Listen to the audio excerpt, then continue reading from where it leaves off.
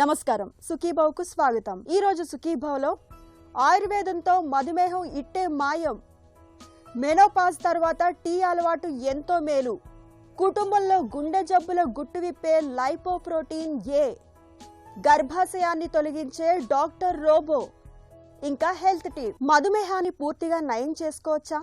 ఈ ప్రశ్నకు మన సంప్రదాయ వైద్యం ఆయుర్వేదం అవుననే సమాధానం చెబుతోంది. జీవనశైలి మార్పులు, శోధన చికిత్సలు, వంటింటి మూలికలు, ఔషధ సేవనంతో గ్లూకోజ్ను అదుపు చేయడమే కాదు, మొత్తంగా మధుమేహాన్నే మాయం చేయొచ్చునని చెబుతారు నిపుణులు. మందుల వాడకాన్ని తగ్గిస్తూ ఇన్సులిన్ నిరోధకతను సహజంగా ఎలా పోగొట్టుకోవచ్చో ఇప్పుడు తెలుసుకుందాం.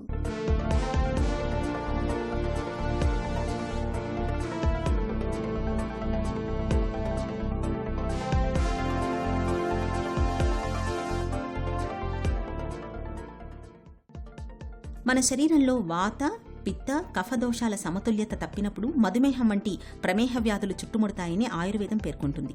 నేటి ఆధునిక కాలంలో ఆహార నియమాలు గాడి తప్పడం, శారీరక శ్రమ లేకపోవడం, బద్ధకపు జీవనశైలికి అలవాటు పడడం వల్ల షుగర్ జబ్బు అనేది ఇవాళ ఇంటింటి సమస్యగా మారింది.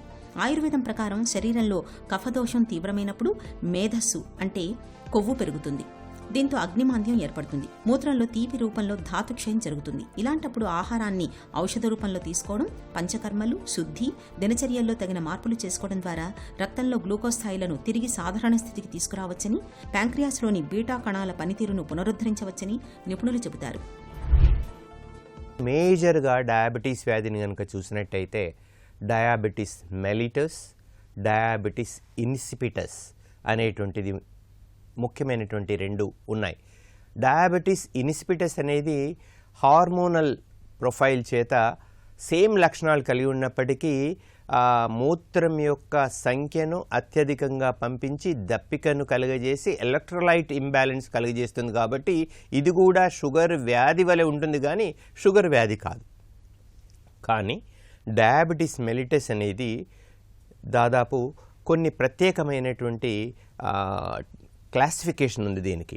దీనిలో type 1 diabetes, type 2 diabetes, type 3 diabetes, type 3C diabetes, అట్లాగే నియోనేటల్ డయాబెటీస్, తర్వాత బ్రిటిల్ డయాబెటీస్ అనేటువంటి రకాలు ఉన్నాయి. దీనిలో టైప్ 1 అనేటువంటిది టోటల్గా మనకు ఇన్సులిన్ డిపెండెన్స్ డయాబెటీస్, యూజువల్గా బై బర్త్ పుట్టగానే వస్తుంది. టైప్ 2 ఇన్సులిన్ శరీరాన్ని వాడుకోలేకపోవడము లేదా ఇన్సులిన్ యొక్క ప్రొడక్షన్ ప్యాంక్రియాస్ లోపల జరగకపోవడం చేత వస్తుంది.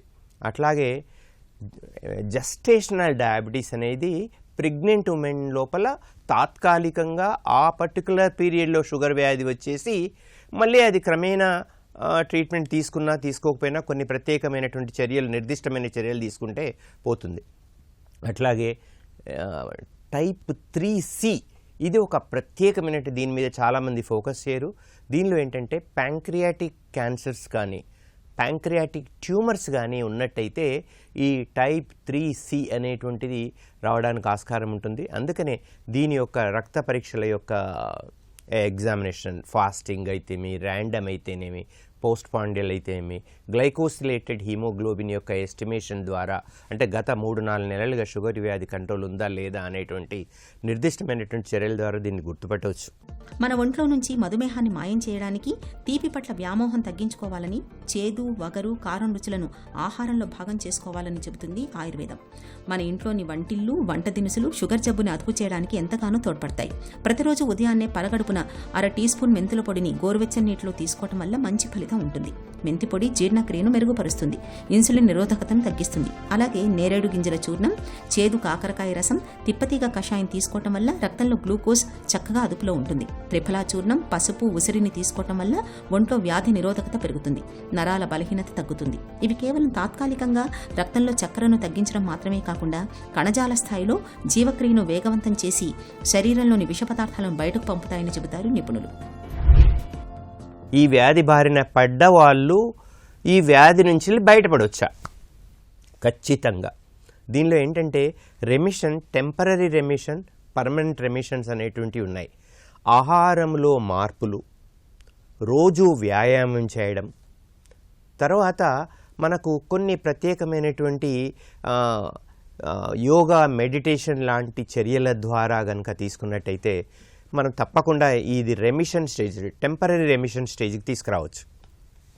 ఎలాగంటే ఆహారం లోపల కార్బోహైడ్రేట్, మనము ఏం చేస్తామంటే అన్నంలో కూరలు వేసుకుంటాం, అది తప్పు. అన్నాన్ని కార్బోహైడ్రేట్ను తగ్గించాలి. వెజిటేబుల్స్ను, ఫైబర్ డైట్ను, ప్రోటీన్ డైట్ను, పల్సెస్ను ఇవి పెంచడం ద్వారా ఇవి చాలా ఇంపార్టెంట్. కూరలలో అన్నాన్ని కలుపుకొని తినాలి, చాలా సింపుల్గా చెప్పాలంటే. ఇది గనక చేసినట్టయితే ఆహార రీత్యా దీన్ని వరకు. తర్వాత రోజు 2 to 5 కిలోమీటర్స్ వాకింగ్, ఆసనాలు, ఎక్సర్సైజెస్ ఇవి చేయడం. తర్వాత స్ట్రెస్ ఫ్రీ ఎన్విరాన్మెంట్కి మనము ఉన్నట్టయితే దీని ద్వారా మనకు ఏ సిస్టమ్ ఎఫెక్ట్ కాదండి. ఇవి చేస్తూ మనం కొన్ని ప్రత్యేకమైనటువంటి ఆయుర్వేదిక్ చికిత్సా పద్ధతులు ఉన్నాయి. దీనిలో శమన చికిత్స, శోధన చికిత్స అనేటువంటిది 2 పద్ధతులు ఉన్నాయి. అంటే వీటితో పాటుగా మనము కొంతవరకు ఆయుర్వేదాన్ని అవలంబన చేసుకోవడం ద్వారా, అంటే శమన శోధన చికిత్సల ద్వారా, అంటే నిత్యము అభ్యంగనం చేసుకోవడం, తర్వాత 3 నెలలకు ఒకసారి పంచకర్మ విధి విధానాలని 14 రోజులు, కనీసం 6 నెలలకి, సంవత్సరానికి 2 సార్లు తీసుకోవడం ద్వారా శరీరం లోపల ఒక రకమైనటువంటి ఇమ్యూనిటీ ఆస్పెక్ట్ ప్రొడ్యూస్ అయ్యి, తర్వాత క్షమత్వం పెరిగి వ్యాధిని తట్టుకోగలిగి వ్యాధి యొక్క కాంప్లికేషన్స్ బారిన పడకుండా ఉంటుంది.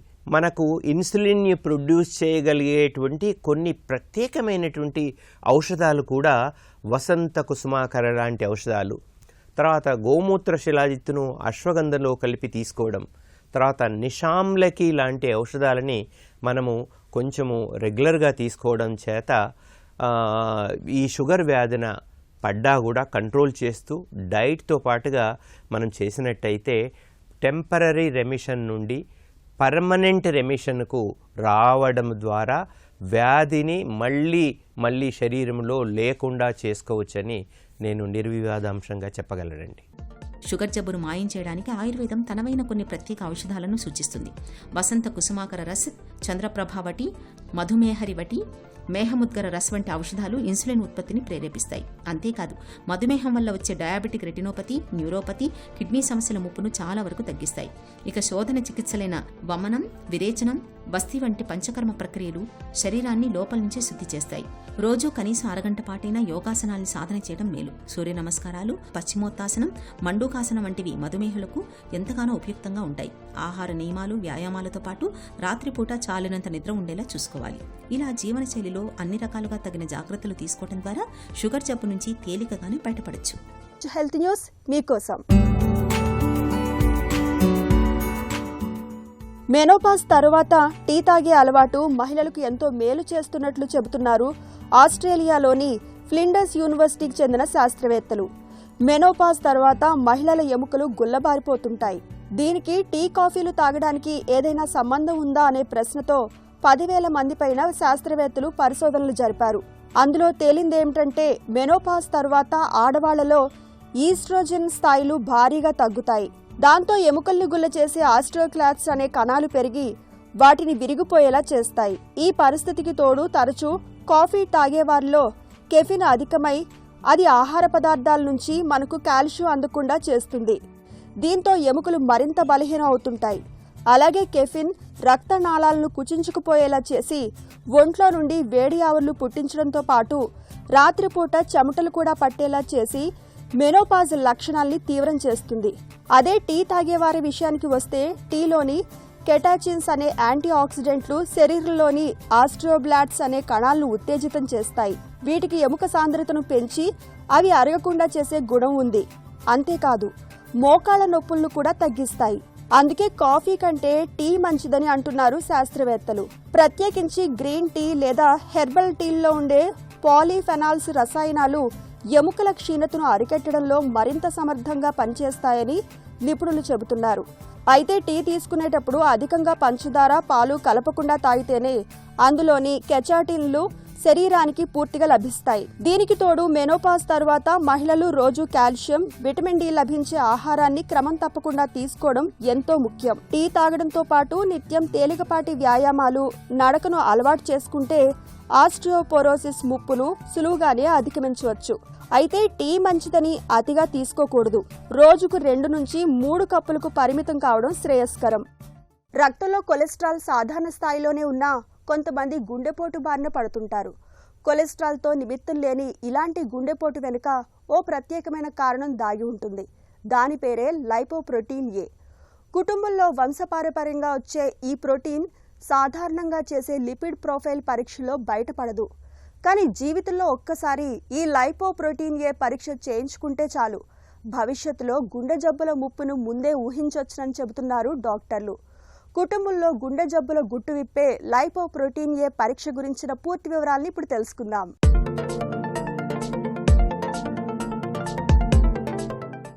లిపిడ్ ప్రొఫైల్ పరీక్ష సాయంతో రక్తంలో కొలెస్ట్రాల్ విలువల్ని తెలుసుకోవటం ద్వారా గుండె జబ్బుల ముప్పును చాలా వరకు అంచనా వేయొచ్చు. అయితే కొందరిలో కొలెస్ట్రాల్ విలువలు సాధారణంగానే ఉన్నా చిన్న వయసులోనే గుండెపోటు వస్తూ ఉంటుంది. దీనికి జీవనశైలి మాత్రమే కాదు, వంశపారంపర్యంగా వచ్చే కొన్ని ప్రమాద కారకాలు కూడా కారణమవుతూ ఉంటాయి. అలాంటి వాటిలో లైపోప్రోటీన్ ఏని చాలా ముఖ్యమైనదిగా చెప్పుకోవాలి. లైపోప్రోటీన్ ఏ అనేది ఎల్డిఎల్ కొలెస్ట్రాల్ను పోలి ఉండే ఒక ప్రత్యేక లిపోప్రోటీన్.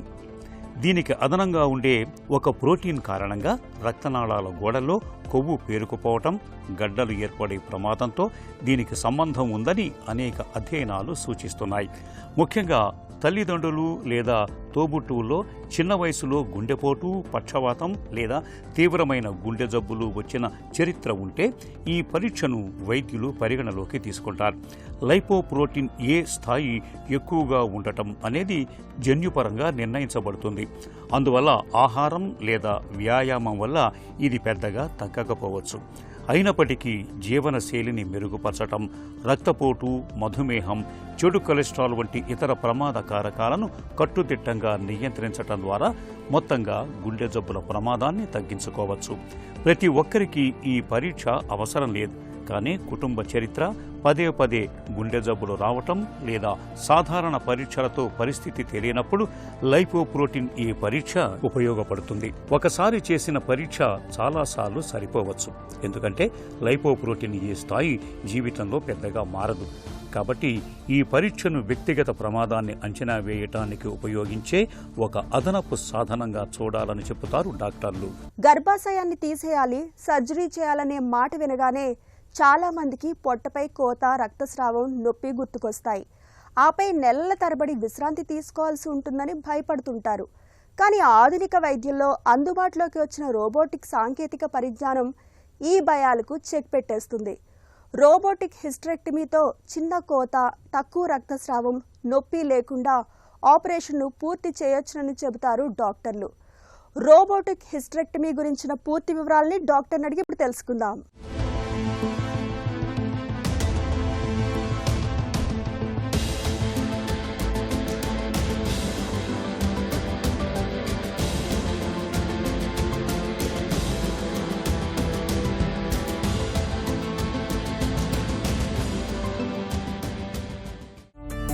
గర్భాశయాన్ని తొలగించే హిస్టరెక్టమీ సర్జరీని ఎప్పుడు, ఎలాంటి పరిస్థితుల్లో సూచిస్తారు? ఇర్రెగ్యులర్ బ్లీడింగ్, చాలా severe abdominal pain or period related issues ఉన్న వాళ్ళందరికీ ఫస్ట్ మెడికల్ మేనేజ్మెంట్ ట్రై చేస్తాం. సో మెడికల్ మేనేజ్మెంట్ కూడా ఫెయిల్ అయింది, వాళ్ళకి వర్క్ అవ్వట్లేదు, స్టిల్ హెవీ బ్లీడింగ్ పెయిన్ తోటి బాధపడుతున్నారు, వాళ్ళకి చాలా పెద్ద పెద్ద ఫైబ్రాయిడ్స్ ఉన్నాయి, ఆర్ ఎండోమెట్రియోసిస్ లాంటి కండిషన్ ఉంది, ఎడినోమయోసిస్, ఆర్ యూట్రస్ అప్పుడప్పుడు కిందకి జారుతుంది మెనోపాజల్ ఉమెన్లో, సో ప్రొలాప్స్ యూట్రస్ అంటారు. So prolapse uterus or cancerous conditions or pre cancerous conditions, క్యాన్సర్లో ఫ్యూచర్లో మారబోతుంది అని మనకి టెస్టింగ్లో అర్థమైనప్పుడు, సో ఇలాంటి కండిషన్స్లో యూట్రస్ రిమూవల్ సర్జరీ అడ్వైస్ చేస్తాం. ఆధునిక రోబోటిక్ హిస్టరెక్టమీతో ఉన్న ప్రయోజనాలేంటి? లాప్రోస్కోపీకి రోబోటిక్కి ఏంటి అంటే మెయిన్గా రోబోటిక్లో మన 3D విజన్ చాలా బాగుంటుంది, మన ప్రెసిషన్ చాలా బాగుంటుంది, చాలా చిన్న చిన్న స్ట్రక్చర్స్ కూడా చాలా క్లియర్గా కనిపిస్తాయి. అంత 3D విజన్ 10 times మ్యాగ్నిఫికేషన్ ఉండడం వల్ల సర్జన్కి చిన్న చిన్న స్ట్రక్చర్స్ కూడా చాలా క్లియర్గా కనిపించడం వల్ల ఇంజురీ రిస్క్ అనేది చాలా తగ్గిపోతుంది మనకి. అండ్ అదే కాకుండా మనకి డెక్స్ట్రిటీ, మన degree of moment is more, మన రిస్ట్ ఎన్ని మూమెంట్స్ 360 degrees మూవ్ అవుతాయో రోబోటిక్ ఆర్మ్స్ కూడా మనము అంత కంప్లీట్గా మూవ్ చేయగలం అబ్డామెన్లో పేషెంట్ పైన. సో ఆ డిగ్రీ ఆఫ్ ఫ్రీడమ్ అనేది సర్జన్కి చాలా బాగా యూజ్ అవుతుంది. సో మెయిన్లీ ఈ అడ్వాంటేజెస్ వల్ల డిఫికల్ట్ సర్జరీస్, పెద్ద యూటరస్, ఎండోమెట్రియోసిస్ ఇలాంటి కండిషన్స్లో robotic has a definite added advantage. Robotic surgery వెనుక ఉన్న సాంకేతికత ఏమిటి? ఇందులో డాక్టర్ పాత్ర ఎలా ఉంటుంది? రోబోటిక్ సర్జరీ అనగానే చాలామంది పేషెంట్స్కి ఉన్న యూజువల్ అపోహ ఏంటి అంటే రోబో చేస్తుంది సర్జరీ, అక్కడ డాక్టర్ ఉండరు అని. కానీ అది కంప్లీట్గా రాంగ్ అండి. రోబోటిక్ సర్జరీ అయినా సరే ఆర్మ్స్ డాక్టర్ ఎలా హ్యాండ్ మూమెంట్ చేస్తుందో అది ఇమిటేట్ చేస్తుంది, అది సేమ్ రిపీట్ చేస్తుంది తప్ప పేషెంట్ అబ్డోమెన్ క్యావిటీలో రోబో అంతటా రోబో ఏమీ చేయదు. సో ఇక్కడ ఏం చేస్తామంటే ఆ పేషెంట్ చిన్న చిన్న హోల్సే కీ హోల్ త్రూనే పోర్ట్స్ ఇంట్రడ్యూస్ చేస్తాము. ఆ తర్వాత రోబోటిక్ ఆర్మ్స్ అనేవి డాకింగ్ అనే ప్రొసీజర్ త్రూ ఆ పోర్ట్స్కి అటాచ్ చేస్తాము. So robotic arms docking through patient బాడీకి అటాచ్ అవుతాయి. అండ్ సర్జన్ ఎవరైతే ఉంటారో surgeon will be sitting in the surgeon console అనేది ఒకటి ఉంటుంది, వేర్ మాకు ఆ మ్యాగ్నిఫికేషన్ కెమెరా 3D విజన్ తోటి క్లియర్గా కనిపిస్తూ ఉంటుంది. సో అక్కడ మనకి ఎండోరెస్ట్ కంట్రోల్స్ అనేవి ఉంటాయి. సో మనకి ఎలా అయితే ఆ కంట్రోల్స్ మేము హ్యాండ్స్ రొటేట్ చేస్తామో ఆ రోబోటిక్ ఆర్మ్స్ పేషెంట్ అబ్డామెన్లో అదే హ్యాండ్ మూమెంట్ రిపీట్ చేస్తూ ఉంటుంది. సో మ్యాక్సిమం ఏంటవుతుందంటే ఈవెన్ ఓపెన్ సర్జరీస్లో పెల్విక్ సర్జరీస్ వల్ల ఓపెన్ సర్జరీ అయినా సరే పక్కన అసిస్ట్ చేస్తున్న సర్జన్కి మనం ఎక్కడ డీల్ చేస్తున్నామో, ఏ స్ట్రక్చర్ కట్ చేస్తున్నామో, ఏం పట్టుకుంటున్నామో అనేది అంత క్లియర్గా కనిపించదు, because the space is very less, చిన్న స్పేస్లో ఆపరేట్ చేస్తుంటాం కాబట్టి. కానీ ఇక్కడ విజన్ కార్టన్ ఒక పెద్ద స్క్రీన్ త్రూ కెమెరా త్రూ మనము డిస్ప్లే చేస్తాం కాబట్టి రోబోటిక్ సర్జరీస్లో, లాప్రోస్కోపిక్ సర్జరీస్లో అందరూ చూడొచ్చు మేము ఎక్కడున్నామో, ఏ లెవెల్లో మనం ఆపరేట్ చేస్తున్నాము, ఏ స్ట్రక్చర్స్తో కట్ చేస్తున్నాము, ఏ స్ట్రక్చర్ డీల్ చేస్తున్నాము అనేది it is clear for everyone. Assistance మీద డిపెండెన్సీ అనేది రోబోటిక్లో చాలా చాలా తక్కువ, ఎందుకంటే డాక్టరే కెమెరా అడ్జస్ట్ చేసుకుంటారు. లాప్రోస్కోపీలో ఏమవుతుందంటే మనకు ఒక అసిస్టెంట్ ఒక స్కిల్ కూడా చాలా చాలా ఇంపార్టెంట్, ఎందుకంటే ఇక్కడ ఒక పర్సన్ మీద డిపెండెన్సీ ఉంటుంది, ఎందుకంటే వాళ్ళు సరిగ్గా కెమెరా చూపించాలి, అసిస్ట్ చేసే వాళ్ళు ట్రాక్షన్ సరిగ్గా మెయింటైన్ చేయాలి, మనకి యాంగిల్ సరిగ్గా చూపించాలి. సో ఇక్కడ అదర్ పర్సన్ మీద డిపెండెన్సీ ఉంటుంది, అసిస్టెంట్స్ మీద డిపెండెన్సీ ఉంటుంది. డాక్టర్కి కూడా ఇది చాలా ఫీజిబుల్, డాక్టర్ వాళ్ళ 100% ఇంకా బెటర్ ప్రొడక్టివిటీ ఇవ్వగలరు పేషెంట్ సర్జరీ మీద, ఎందుకంటే పేషెంట్ నుంచి దూరంగా కూర్చున్న doctor is like positioned well, కూర్చుని ఫిజికల్గా స్ట్రెయిన్ లాంగ్ అవర్స్ సర్జరీస్, ఇలాంటి సర్జరీస్ అన్నీ 2 hours పట్టచ్చు, 3 hours పట్టచ్చు, 4 hours పట్టచ్చు. సో ఇలాంటి అన్ని లాంగ్ అవర్స్ ఫిజికల్ వర్క్ కాబట్టి రోబోటిక్లో doctor is also working in a better place, కూర్చుని ఆపరేట్ చేస్తారు. సో కూర్చుని ఆపరేట్ చేస్తున్నప్పుడు వీళ్ళ పర్ఫార్మెన్స్ కూడా ఇంప్రూవ్ అవుతుంది. అండ్ బికాజ్ ఆ degree of movement 360 degrees turn చేయగలం కాబట్టి ఈవెన్ చిన్న చిన్న స్పేసెస్లో కూడా వెళ్ళి ఆపరేట్ చేయగలుగుతాము. ఈ అడ్వాంటేజెస్ డెఫినెట్గా రోబోటిక్ సర్జరీని ఇంకా ఇంకా అడ్వాన్స్డ్ సర్జరీస్లోకి తీసుకెళ్తున్నాయి. ఫైబ్రాయిడ్లు, ఎండోమెట్రియోసిస్ కేసుల్లో రోబోటిక్ సాంకేతికత సర్జన్కు ఎలా ఉపయోగపడుతుంది? రోబోటిక్ సర్జరీలో మనకి విజన్ అనేది చాలా బాగుంటుంది అండ్ చిన్న చిన్న స్ట్రక్చర్స్ కూడా బాగా కనిపించడం వల్ల ఇంజురీ అనేది జరగదు. ఎండోమెట్రియోసిస్, పెద్ద పెద్ద ఫైబ్రాయిడ్స్లో ఏమవుతుందంటే ఒక్కొక్క స్ట్రక్చర్స్కి అడ్హెషన్స్ ఫామ్ అవ్వడం, యుట్రస్ అనేది దాని పొజిషన్ ఎలా అంటే యూట్రస్కి ముందు యూరినరీ బ్లాడర్ అంటాము, బ్లాడర్ యూరిన్ బ్యాగ్ ఉంటుంది, వెనకట్ల ఇమోషన్ వెళ్ళే ఇంటెస్టైన్స్, పేగులు అవి ఉంటాయి. అండ్ యూరిటర్ అంటే లైక్ ఏదైతే కిడ్నీ నుంచి బ్లాడర్కి యూరిన్ సప్లై చేస్తుందో ఆ పైప్ అనేది ఉంటుంది. సో ఇవన్నీ చాలా పక్కన ఉంటాయి. అండ్ ఎండోమెట్రియోసిస్ లాంటి కండిషన్లో అడ్హెషన్స్ అనేది చాలా కామన్. అంటే ఒక స్ట్రక్చర్కి ఒక స్ట్రక్చర్ అతుక్కుపోయి ఉంటాయి. సో అడ్వాన్స్డ్ క్యాన్సర్స్లో కానీ పెద్ద ఫైబ్రాయిడ్స్లో కానీ మనకి నార్మల్ ఎనాటమీ అనేది పెల్విస్లో ఉండదు. సో ఎండోమెట్రియోసిస్ ఉన్నప్పుడు మోస్ట్లీ యూటరస్ వెనకాతలో ఓవరీస్, ట్యూబ్స్, మోషన్ వెళ్ళే ఇంటెస్టైన్స్ కానీ అండ్ ఆల్సో ముందు బ్లాడర్ పార్ట్ కానీ అంతా అతుక్కుని ఉంటుంది. సో ఇలా ఉన్నప్పుడు మనకు ఆపరేట్ చేసే స్పేస్ అనేది చాలా నేరో స్పేస్. సో మనకి డెప్త్ పర్సెప్షన్ రోబోటిక్లో చాలా బాగుంటుంది, మ్యాగ్నిఫికేషన్ చాలా బాగుంటుంది, మనం ఇన్స్ట్రుమెంట్ మూవ్మెంట్ చాలా బాగుంటుంది. సో ఈ అడ్వాంటేజెస్ వల్ల ఇలాంటి క్యాన్సరస్ కండిషన్స్లో కానీ where normal anatomy is totally gone, ఆ స్ట్రక్చర్స్ అన్నీ డిఫరెంట్ అడ్హెషన్స్ వల్ల కానీ ఫైబ్రోసిస్ వల్ల కానీ, ఆల్రెడీ ఇంతకుముందు రేడియేషన్ అయిన పేషెంట్స్లో కూడా చాలా ఫైబ్రోసిస్ ఉంటుంది. సో ఇలాంటి కండిషన్స్లో రోబోటిక్ సర్జరీ అనేది చాలా యూస్ఫుల్గా ఉంటుంది. రోబోటిక్ హిస్టరెక్టమీ తర్వాత మహిళలు ఎలాంటి జాగ్రత్తలు తీసుకోవాలి? రోబోటిక్ సర్జరీ ఇది చాలా చిన్న కీ హోల్ త్రూ చేసే సర్జరీ కాబట్టి చాలా వరకు 90% నెక్స్ట్ డేనే డిశ్చార్జ్ అయిపోతారు. చిన్న సిస్టెక్టమీస్, ఓవేరియన్ సిస్ట్లు, సాల్ఫింగెక్టమీ, చిన్న ట్యూబ్ రిమూవల్ ఇలాంటి చిన్న సర్జరీస్ అయితే సేమ్ డే డిశ్చార్జ్ చేస్తాం మినిమల్లీ ఇన్వేజివ్లో. సో ఇలాంటి సర్జరీస్ అయిన వాళ్ళు రిటర్న్ టు లైఫ్, వాళ్ళ రొటీన్ లైఫ్కి చాలా ఫాస్ట్గా వెళ్తారు. సో నార్మల్గా కూడా జస్ట్ ఆ ఇంటర్నల్గా కొంచెం స్టిచెస్ ఉంటాయి కాబట్టి ఒక 2-3 డేస్ రెస్ట్ చెప్తాము. బట్ వాళ్ళ రొటీన్ యాక్టివిటీ డిశ్చార్జ్ అయిన తర్వాత వాష్రూమ్కి వెళ్ళాలన్నా వాళ్ళ పనులు వాళ్ళు చేసుకోవడానికి ఇమ్మీడియట్గా ఎవరి మీద డిపెండ్ అవ్వకుండా వాళ్ళ పనులు వాళ్ళు చాలా బాగా చేసుకోగలుగుతారు. సో ఒక 2-3 డేస్ రెస్ట్ చెప్పేది కూడా ఎందుకు అంటే ఒకవేళ ఏమైనా ఎక్కువ ట్రావెల్ వల్ల ఇన్ఫెక్షన్ కానీ సెకండరీ బ్లీడింగ్ కానీ ఇలాంటి కాంప్లికేషన్స్ రాకుండా ఉండడానికి తప్ప స్పెషల్గా వాళ్ళకి బెడ్ రెస్ట్ అవసరమో ఇలాంటి ఏమీ ప్రాబ్లం ఉండదు. సో ఎక్కువ శాతం 4 to 5 డేస్ తర్వాత వాళ్ళ జాబ్స్కి వాళ్ళు వెనక్కి వెళ్తారు, వాళ్ళ రొటీన్ యాక్టివిటీ వాళ్ళు చేసుకుంటారు. ఎలాంటి రిస్ట్రిక్షన్ ఉండదు డైట్లో కానీ యాక్టివిటీలో కానీ. సో వాళ్ళ లైఫ్ వాళ్ళకి మళ్ళీ రెజ్యూమ్ చేసుకోవడానికి ఎక్కువ గ్యాప్ కూడా అవసరం లేదు. 2 to 3 డేస్లో they will be back to their routine. Robotic పద్ధతిలో గర్భాశయాన్ని తొలగించడం అనేది మహిళలకు నిజంగా ఒక వరమనే చెప్పుకోవాలి.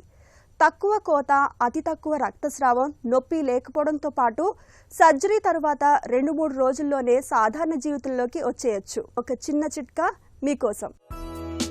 రక్తంలో కొలెస్ట్రాల్ మోతాదులు ఎక్కువగా ఉన్నప్పుడు 3 వెల్లుల్లి రేకలను సన్నగా తరిగి 1/2 గ్లాసు పాలు, 1/2 గ్లాసు నీళ్లలో వేసి బాగా మరిగించాలి.